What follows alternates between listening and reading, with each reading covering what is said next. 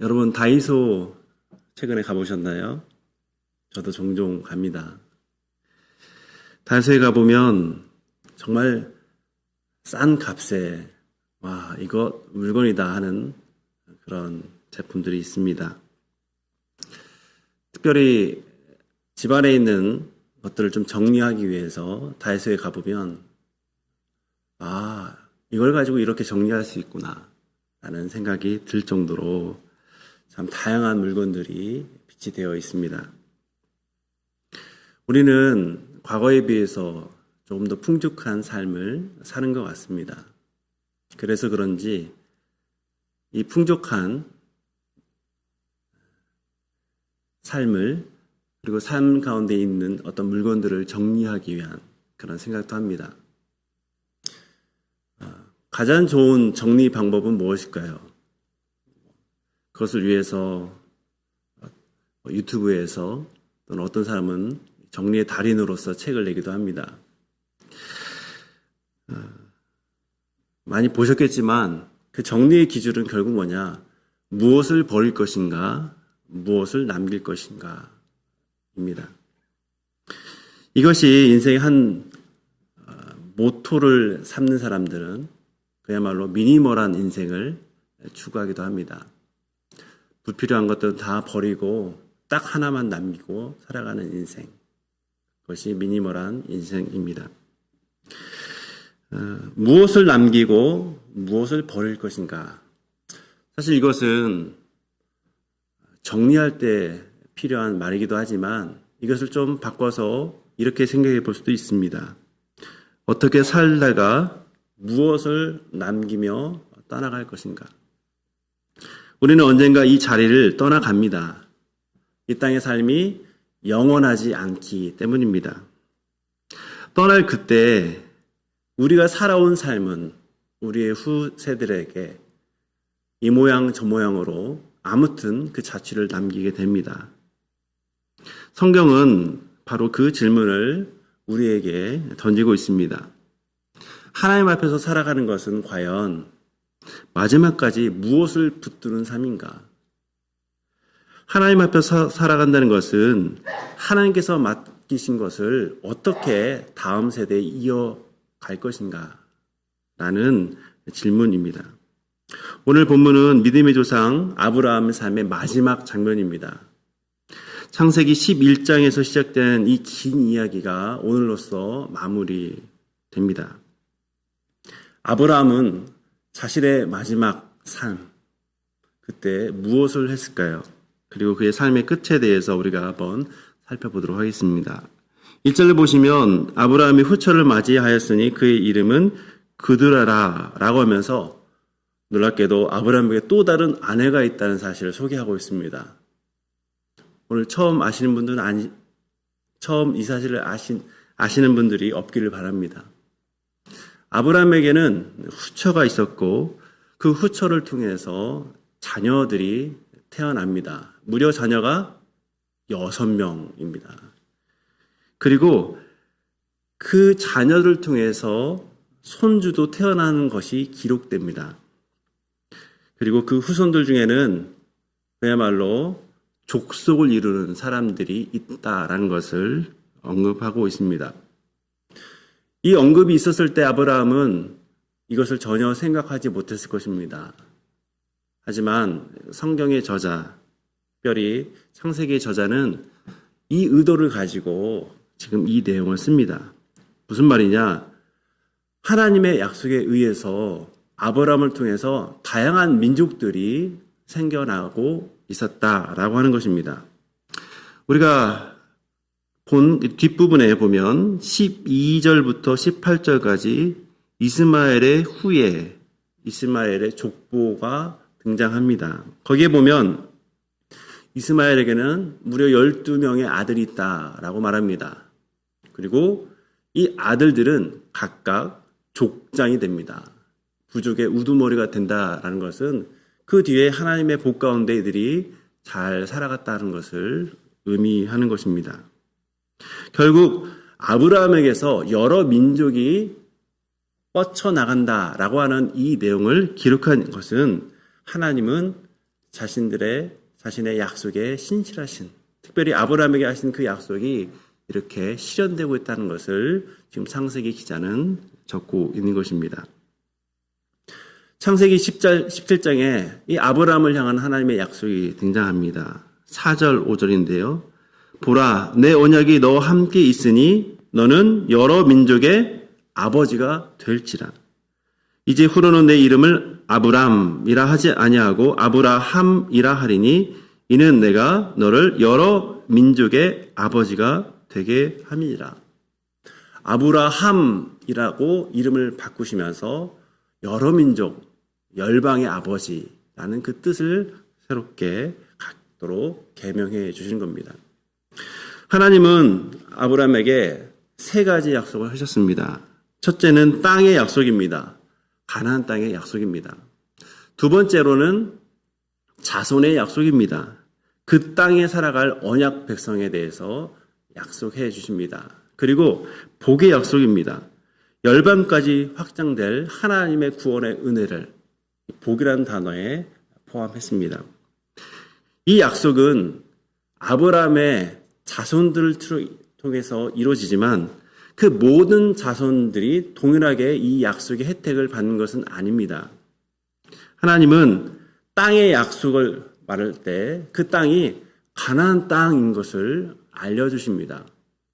우리는 보통 아브라함이 하나님의 약속을 받고 떠날 때 보지 못한 땅을 떠났다라고 할 때 아브라함은 그저 떠나는 것을 우선시했다라고 생각하지만 성경을 잘 보면 이미 하나님께서 지시한 땅이 가나안 땅이다라는 것을 알 수가 있습니다. 처음부터 하나님은 아브라함이 살아갈 수 있도록 그의 자손들이 살아갈 수 있는 땅으로 가나안을 지정하신 겁니다. 그런 의미에서 가나안은 약속의 땅입니다. 그곳에 살아갈 수 있는 자손의 약속을 주십니다. 가나안 땅에 아브라함의 후손들이 살아갈 수 있도록 언약의 백성을 세우신다라고 하는 겁니다. 그리고 그 복의 약속이 하나님의 선택으로 구별된 하나님의 언약의 계보를 통해서 계속 이어진다라는 것을 아브라함에게 일찍이 알려주셨습니다. 지금 아브라함에게는 이스마엘도 있습니다. 구두라에게서 낳은 6 아들도 있습니다. 하지만 가나안 땅은 원래 이들을 위한 땅이 아닙니다. 그래서 아브라함은 지금 무언가 조치를 취해야 했던 것입니다. 언약의 자손인 이삭과 그의 자손이 차지할 이 가나안 땅에서 나머지 자손들이 함께 살아가는 것에 대해서 그는 생각하고 이것을 지금 그의 말년에 처리하려 했던 것이죠. 먼저 5절을 한번 보십시오. 이 5절은 이 본문의 중요한 전환점이 됩니다. 아브라함이 이삭에게 자기의 모든 소유를 주었다라고 말씀하고 있습니다. 소유를 주었다라고 하는 것은 유산을 상속한다, 재산을 배분한다라는 것에 이상의 의미를 가지고 있습니다. 모든 소유를 이삭에게 준다는 것은 언약의 계승을 공식적으로 확인한 행동입니다. 하나님께서 정하신 언약의 계보, 가나안 땅에 살아갈 그 계보가 누구인지를 분명하게 아브라함은 정리하고 있는 것입니다. 그래서 그 대상이 이삭이다라는 것을 5절에서 말을 하고 있습니다. 6절에 보면 또 다른 자녀에 대해서 말을 하고 있습니다. 6절, 자기 서자들에게도 재산을 주어 자기 생전에 그들로 하여금 자기 아들 이삭을 떠나 동방 곧 동쪽 땅으로 가게 하였더라. 아브라함은 다른 아들들을 무정하게 내어쫓지 않습니다. 그들에게도 재산을 줍니다. 동쪽으로 가게 하여서 각자의 삶을 살도록 돕습니다. 근데 여기서 동쪽이라는 단어가 중요합니다. 여러분, 창세기를 우리가 살펴봤지만 동쪽은 사실 그렇게 좋은 의미의 동쪽이 아닙니다. 아담과 하와가 타락했을 때 하나님께서 에덴의 동쪽으로 내어 보내십니다. 가인도 동쪽으로 쫓겨납니다. 그리고 바벨탑 사람들도 잘 보면 동쪽에서 이동을 합니다. 여기서 동쪽으로 보낸다는 것은 우리가 생각하는 지정학적인 위치로서의 동쪽이라기보다는 하나님의 언약의 그 중심이 있다면 중심의 주변부로 분리된다, 나가게 된다라는 것을 의미하는 겁니다. 그래서 언약의 자손이 거주할 이 약속의 땅 가나안 그 밖에서 다른 아들들이 살아갈 수 있도록 아브라함은 지금 이런 조치를 취하고 있는 것입니다. 이런 면에서 볼 때 아브라함은 두 가지의 모습이 부각이 됩니다. 하나는 아브라함의 책임감과 또 배려입니다. 아브라함은 이삭 외의 다른 아들들을 언약밖에 자식이라고 하면서 무책임하게 그들을 그냥 보내지 않습니다. 그들에게 재산을 나눠줌으로써 그래서 새로운 땅에서 각자의 삶을 살아갈 수 있는 어떤 기반을 그 디딤돌을 놓아주는 장면을 보게 됩니다. 물론 여기가 끝이 아닙니다. 결국 그렇게 자녀들을 내어보내는 이유는 하나님께서 주시는 가장 분명한 약속, 가나안 땅을 이삭이 유업으로 받으리라. 약속의 후손은 이삭이 되리라 라는 하나님의 약속을 분명히 하기 때문에 지금 이 조치를 취하고 있는 것입니다. 여러분, 아브라함은 하갈을 통해서 이스마엘을 낳았습니다. 사라를 통해서 아들을 얻을 수 없자 당시 관습을 통해서 그의 종을 통해서 아들을 낳았고 그를 아들로 삼았습니다. 또한 시기는 정확하게 알 수는 없지만 후처 그두라를 통해서 6명의 아들을 낳습니다. 문제는 이삭 위의 사람들과 이삭이 같이 살아갈 때 아브라함이 죽음 이후에 이 약속의 땅에서 살아가는 데 있어서 어떤 불화의 씨앗이 될 수 있다라는 점입니다.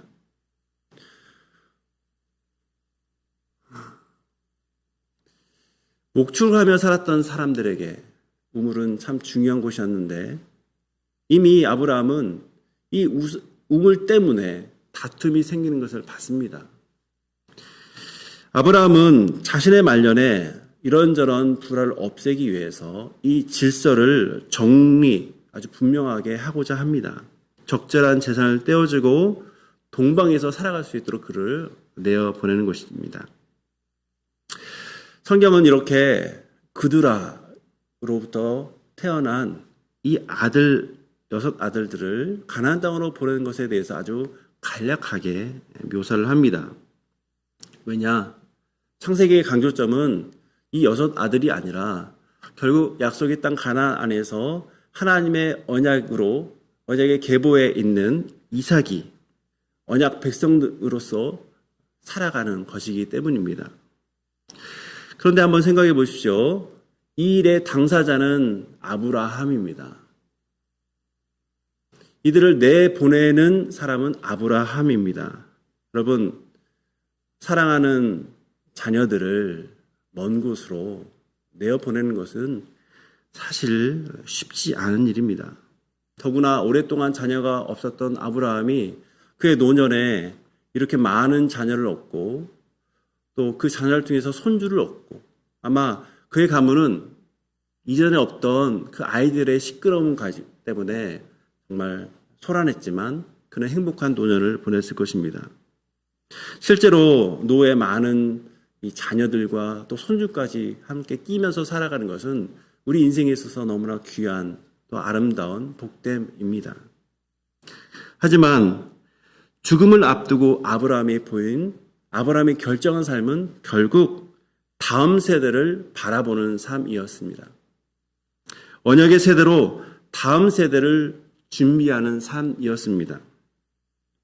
아브라함 개인의 입장에서는 많은 자식들을 주변에 두고 그들을 키워내고 손주를 보면서 나의 가문이 이렇게 번성되는 것을 생각했을 수도 있지만 그러나 결국 그는 자신이 누리려고 하기보다는 하나님이 정하신 그 언약의 질서를 따라서 지금 이 모든 삶을 정리하고 있습니다. 이 내용을 통해서 우리가 인상 깊게 볼 또 하나의 점은 아브라함은 이 일을 미루지 않았다라는 점입니다. 아브라함은 살아 있을 동안에 미래를 위한 결정을 했고 그 결정을 실행합니다. 자신이 죽은 이후에 이 일을 하도록 방치하지 않습니다. 하나님께서 맡기신 언약을 다음 세대가 잘 받아들일 수 있도록 지금 자신의 역할을 하고 있는 겁니다. 만약에 이런 정리가 이루어지지 않았다면 아마 그의 자녀들 사이에서 상속의 문제로 또는 가나안 땅에 계속 거주하는 문제로 이런저런 깊은 갈등이 생겼을 수도 있을 것입니다. 그래서 아브라함은 자신의 확실한 권위를 가지고 그리고 확실한 언약에 따라서 이런저런 것들을 정리하고 있습니다. 이것이 믿음의 조상 아브라함이 그의 노년에 보인 참으로 지혜로운 모습, 믿음의 모습입니다. 그리고 이 모습 속에서 참으로 부지런할 그의 모습도 상상이 됩니다. 그래서 오늘 이 25장의 이 앞부분의 이야기는 단순히 아브라함의 가정사를 기록하기보다는 믿음의 사람이 자신의 삶을 어떻게 정리하는지를 우리에게 잘 보여주는 교훈이 되는 아주 좋은 예입니다. 사랑하는 여러분, 신앙의 유산은 유언장처럼 마지막 순간에 만들어지는 것이 아닙니다. 그것은 살아있는 동안에 어떻게 믿고 살아왔는가를 통해 이미 다음 세대에 전해지고 있습니다. 그리고 한 사람의 인생이 마무리될 때 그 삶 전체가 다음 세대에게 하나의 유산이 되게 됩니다. 그래서 아브라함처럼 하나님께서 가장 중요하게 여기는 것들을 붙들고 하루하루 살아가시길 바랍니다. 근면하게 살아가시길 바랍니다. 하나님의 뜻을 이루기 위해서 지혜를 구하며 살아가시길 바랍니다. 그래서 여러분의 삶 자체가 다음 세대에게 남겨질 믿음의 유산 되게 하시길 바랍니다. 아브라함은 이렇게 언약의 질서를 따라서 자신들의 자녀를 구분합니다. 그래서 약속의 계보가 이어지도록 합니다. 그의 마지막은 어땠을까요? 이제 어떻게 죽음을 맞이했는지 보게 됩니다. 그것이 7절, 8절입니다. 우리 같이 읽겠습니다.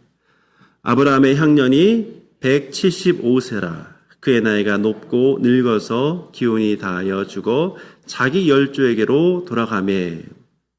175년이라는 생애는 오늘날 우리의 관점으로 보면 상상하기 힘든 정말 긴 세월입니다. 믿음의 조상 아브라함의 삶을 생각해 보면 그가 믿음으로 반응했던 삶이 떠오릅니다.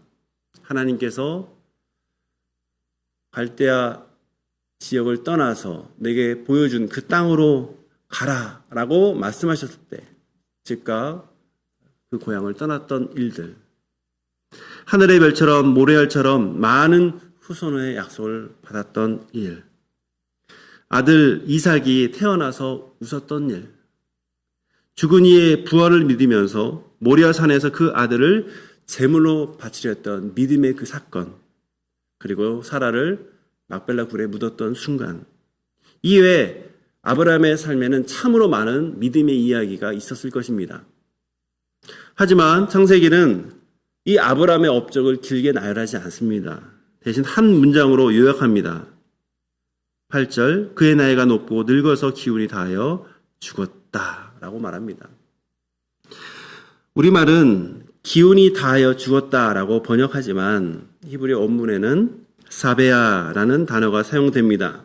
이 단어의 뜻은 기력이 다했다라는 것이라기보다는 충분하다, 가득하다, 만족하다라는 의미를 가지고 있습니다. 이 표현은 구약에서 특별한 사람들의 죽음을 묘사할 때 반복적으로 사용됩니다. 욥기 42장 17절에 욥이 죽을 때 이렇게 말합니다. 욥이 늙어 나이가 차서 죽었더라. 이 단어를 사용해서 표현을 하고 있습니다. 여러분, 믿음의 조상인 아브라함, 그가 완벽한 삶의 모델입니까? 그렇지 않습니다. 그는 두려움도 있었고 우리가 아는 것처럼 그는 실수도 많았습니다. 하나님께서 약속하신 땅을 그는 완전히 수용한 것도 아니었습니다. 그는 평생 장막을 치며 이곳저곳 유랑하며 살아야 했습니다. 물론 그가 가진 유일한 땅이 있었는데 그것은 그의 아내를 묻기 위해서 산 막벨라 굴이 있는 밭입니다. 그럼에도 불구하고 성경은 그의 죽음을 충만한 삶, 모든 것이 다한 삶이다라고 표현하고 있습니다. 성경은 그의 장례 장면을 이제 9절에서 기록을 합니다. 그의 아들들인 이삭과 이스마엘이 그를 마므레 앞 헷 족속 소알의 아들 에브론의 밭에 있는 막벨라 굴에 장사하였으니, 여기서 두 아들이 등장합니다. 하나는 잘 아는 이삭이고 하나는 이스마엘입니다. 창세기 21장에 보면 사라의 강력한 요구에 의해서 하갈과 이스마엘이 집을 떠나게 됩니다. 그때도 아브라함은 많이 머뭇거렸습니다. 너무나 사랑하는 아들이기 때문입니다. 그때 하나님께서 이렇게 말씀하십니다. 그러나 여종의 아들도 내 신이 내가 그로 한 민족을 이루게 하리라. 아브라함은 이 말씀을 붙들고 이스마엘을 떠나 보냈고, 집을 떠난 이스마엘은 광야에서 활 쏘는 자로서 성장하게 됩니다. 그런데 이 아브라함의 죽음 소식을 듣고 지금 이스마엘이 찾아옵니다. 이삭과 함께 막벨라 굴에서 장례를 치르고 있습니다. 막벨라 굴에서 장례를 치르는 것, 이것은 인간적인 눈으로 보면 초라한 결말으로 보일 수 있습니다. 특별히 약속의 땅을 유업으로 받았다라는 것을 생각할 때 결국 아브라함이 가진 것은 한 모퉁이의 밭이었을 뿐이기 때문입니다. 하지만 언약을 신뢰하는 믿음의 눈으로 이 땅을 바라보면 다릅니다. 여러분, 아브라함은 하나님의 약속을 내다봤습니다. 이삭을 통해서 이어질 자손들을 내다봤습니다. 그리고 그 자손들이 언젠가 차지할 그 땅에 그 가장 중심부라고 할 수 있는 그곳에 자신의 무덤을 둡니다. 아브라함이 안장된 막벨라 굴 무덤은 인간적으로 볼 때는 가정묘에 불과할 수 있겠지만, 그러나 언약을 신뢰하는 믿음의 눈을 볼 때 아브라함의 무덤은 장차 가나안 땅이 아브라함의 후손들로 가득 찰 것을 상상하게 하는 소망의 표지가 되는 것입니다. 아브라함의 삶은 하나님의 언약에 끝까지 신실했던 말년의 모습, 그리고 죽음의 묘사로 마무리되고 있습니다. 하지만 성경은 한 절을 더 추가하고 있습니다. 여기서 아브라함의 이야기를 마무리하지 않습니다. 왜냐하면 성경은 한 개인의 이야기를 기록하는 책이 아니라 하나님의 역사를 기록하는 책이기 때문입니다. 그래서 아브라함의 죽음 뒤에 이어지는 하나님의 일을 아주 간략하게 11절로 보여주고 있습니다. 우리 같이 읽겠습니다. 아브라함이 죽은 후에 하나님이 그의 아들 이삭에게 복을 주셨고 이삭은 부엘 라헤로이 근처에 거주하였더라. 11절은 분명하게 말합니다. 아브라함이 죽은 후에. 여러분, 아브라함이 죽지만 하나님의 약속은 죽지 않습니다. 하나님의 약속은 여전히 유효하고 하나님의 약속은 살아있습니다. 한 시대의 사람은 떠나기 마련이지만 그러나 하나님의 역사는 약속은 멈추지 않고 계속되고 있는 것입니다. 아브라함의 죽은 후에 하나님께서 그의 아들 이삭에게 복을 주신다라고 말씀하고 있습니다. 여기서 복은 바라크입니다.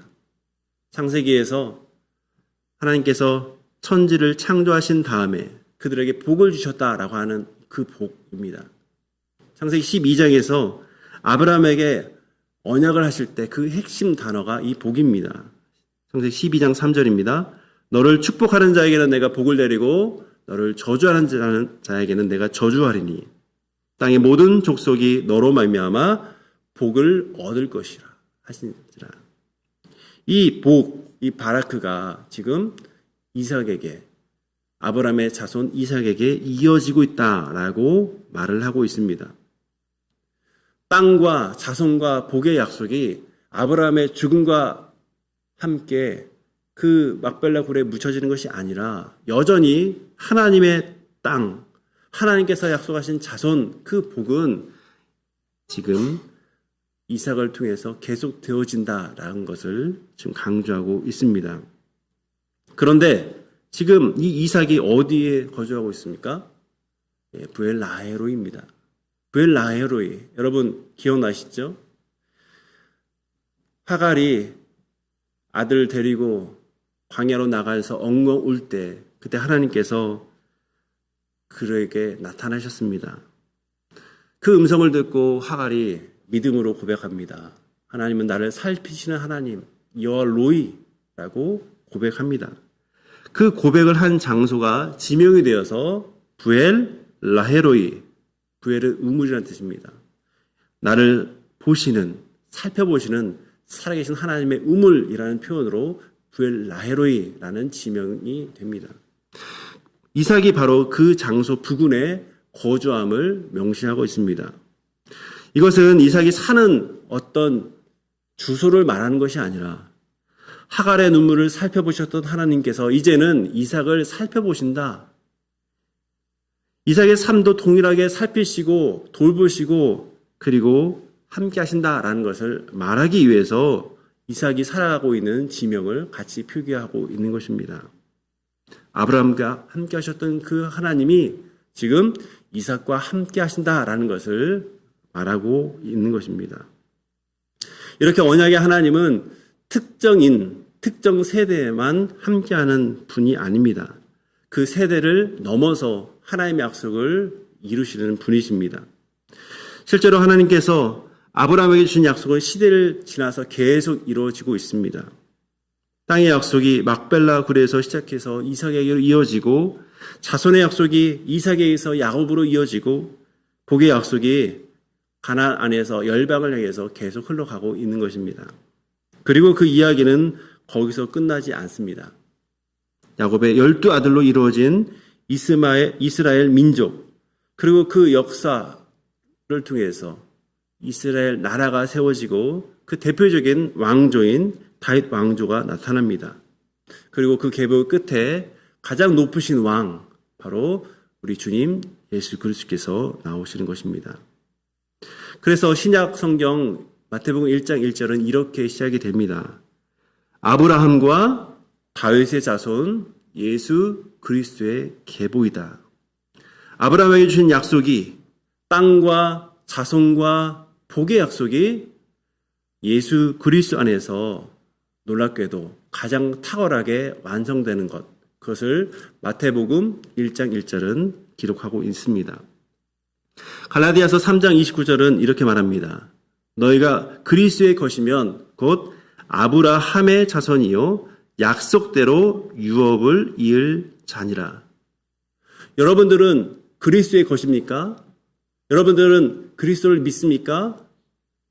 여러분 그렇다면 우리는 아브라함의 이야기를 저 멀리서 듣는 구경꾼이 아닙니다. 우리가 그리스도께 속해 있다면 우리도 아브라함의 자손입니다. 그래서 그 약속의 유업에 참여하는 사람들이 됩니다. 또한 우리 인생도 아브라함의 자손으로서 이야기가 되고 결국 하나님의 거대한 그 언약 이야기 안에 우리도 참여하고 있다라는 사실을 기억하셔야 됩니다. 바꿔 말하면 우리의 이야기는 그리스도 안에 있는 그리스도에 속해 있는 우리 이야기는 개인의 이야기를 넘어서 하나님의 이야기가 된다라는 사실입니다. 사랑하는 여러분, 오늘 이 말씀을 통해서 우리는 아브라함의 마지막 장면을 살펴봤습니다. 아브라함은 하나님께서 약속하신 땅과 자손과 복의 약속이 다음 세대로 이어지도록 그의 노년의 삶을 정리했습니다. 아브라함은 자신의 삶의 마지막에 하나님께서 주신 그 권위와 복과 그 신실함을 가지고 할 수 있는 최선을 다했습니다.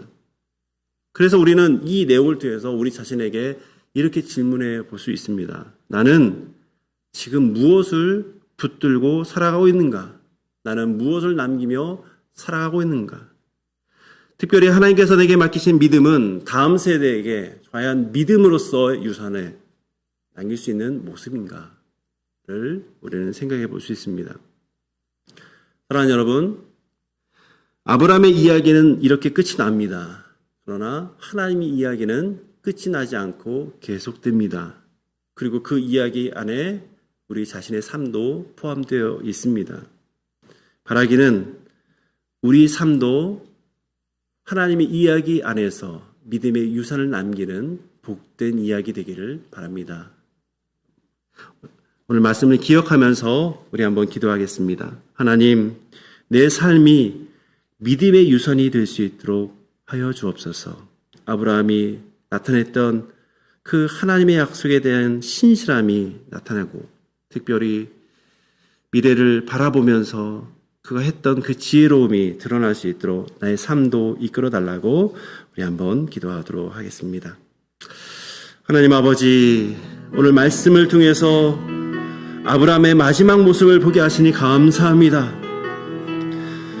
주님의 부르심에 따라서 주님의 언약에 맞춰서 그의 삶의 모습을 새롭게 했던 그 아브라함의 모습, 그는 마지막에 과연 하나님께서 기뻐하실 그 언약의 이름을 바라보면서 자신의 것들을 붙드는 삶이 아니라 자신의 이익을 위해서 마지막을 살아가는 것이 아니라 하나님의 약속이 다음 세대로 이어질 수 있도록 자신의 삶을 정리하는 내용을 우리가 살펴봅니다. 주님, 우리는 어떻습니까?